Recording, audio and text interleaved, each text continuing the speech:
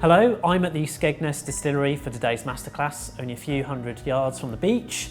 This award-winning distillery offers tastings, tours and gin school experiences where you can mix your own gins. My name is Sam Clark and I'm a digital marketing manager, and today I will be talking to you about Facebook. This will be the first session of two. So Facebook is the #1 social media platform in the world. The numbers on Facebook range in the billions. It is very popular in every single country and with every single demographic. It's used by pretty much everyone. And what that means is that pretty much every business that's consumer facing should be on Facebook in one way or another. Now, how you use Facebook is determined entirely by the kind of business that you are. So for example, if you are a business in tourism and hospitality, your Facebook page is probably going to be something that's very based around customer service. So making sure you are giving people up-to-date information on opening times, up-to-date information on menu updates. If you have events, you'll be posting updates on events. You will be using it to share photos of happy customers. You'll be also using it to make sure that people's questions are answered. So if people send direct messages to your Facebook account.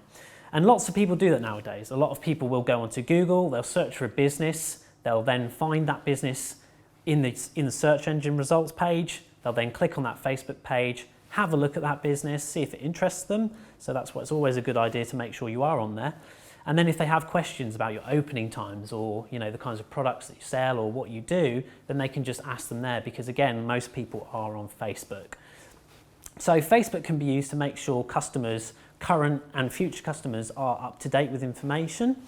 It can be used to share positive news stories as well. So if you do have positive news, you can share it on there. For example, if you are a hotel and there's a great news story about, you win an award, for example, you would want to share that on Facebook, because that shows current customers that you really do care about your customer service. And for future customers, it's something that nudges them in favour of your business rather than someone else. So Facebook can also be used to advertise. Now, the best thing about Facebook in terms of advertising is that it allows you to target. And what I mean by target is make sure that you're showing adverts to the right people. As smaller businesses, you often have much smaller budgets, so you have to be really, really careful with how you spend your money. So what Facebook allows you to do is say, okay, here are your different targeting criteria. What we mean by criteria is things like demographics. So for example, that would be making sure you're targeting women if you know that women are your main customers, making sure that you're targeting the right age groups, for example, so the over 50s.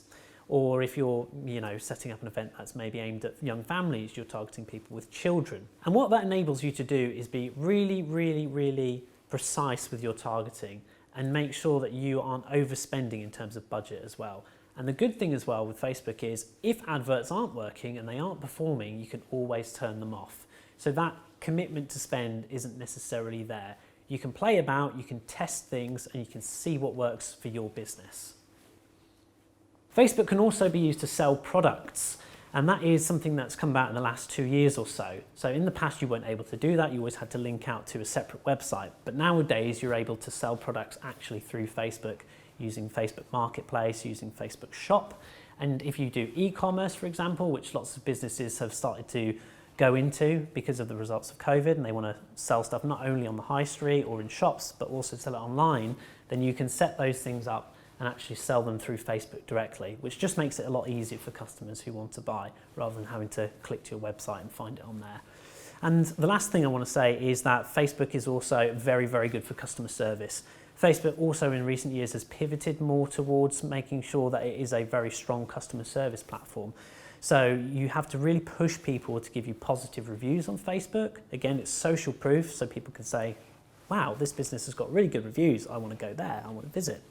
And you can also make sure that you answer questions, so you can set up automated responses to people to make sure that you are answering the generic questions that people might have for your business rather than having to answer the phone all the time or always taking individual emails. So that is the end of session 1 of 2 on Facebook. I hope you found this session really helpful and it's given you a good overview of the kinds of things that you can do using Facebook.